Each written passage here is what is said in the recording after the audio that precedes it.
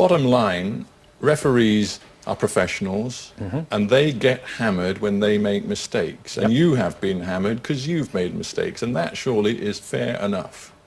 Oh, I think more than fair. I mean, referees are accountable. Look at Rob Starr, we talked about this weekend. Straight away, his manager comes out and says, well, he won't be doing any games This is the referee who now admits he made a terrible mistake on a penalty in the Chelsea-Liverpool game. He made a human error. He made a human error. How can, and we have to mention it, people associate you around the world with a particular World Cup game. Yep. Croatia-Australia. Yep. When you gave one Croatian player 3 yellow cards. You should have obviously sent him off after the second yellow card, but you forgot. You didn't do it. How can you, or Rob Styles more recently, make mistakes like that?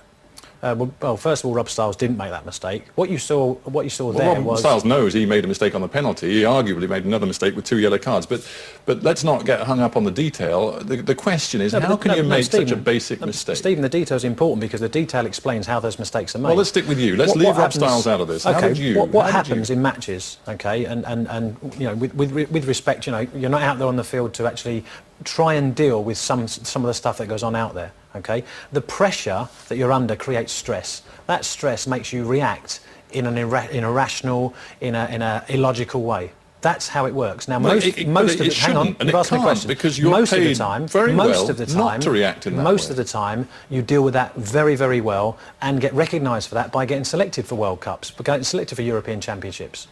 That's why you do it. But suddenly, at a crucial moment, it went wrong. I made a human error.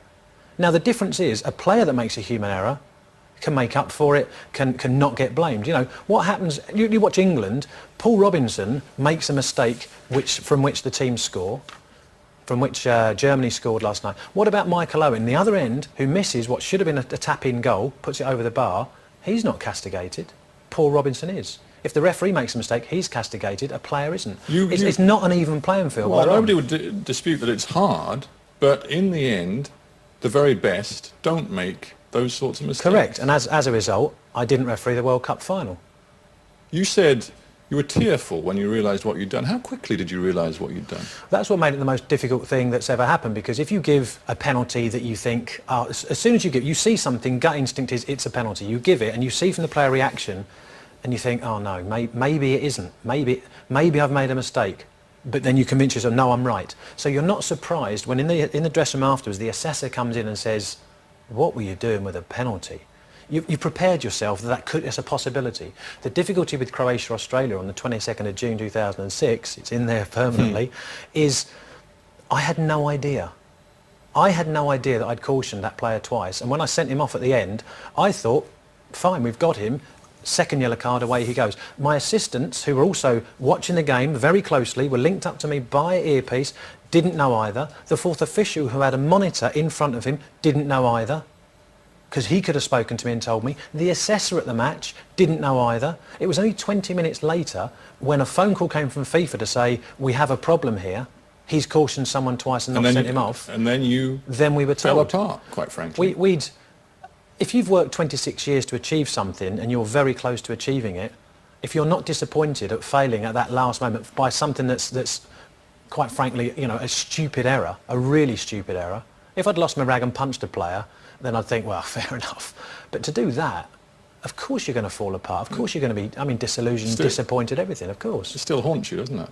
I wouldn't say haunts anymore. It's permanently with me. I mean, probably the next year I woke up twice, 3 times a week, thinking, why? Thinking it hasn't happened.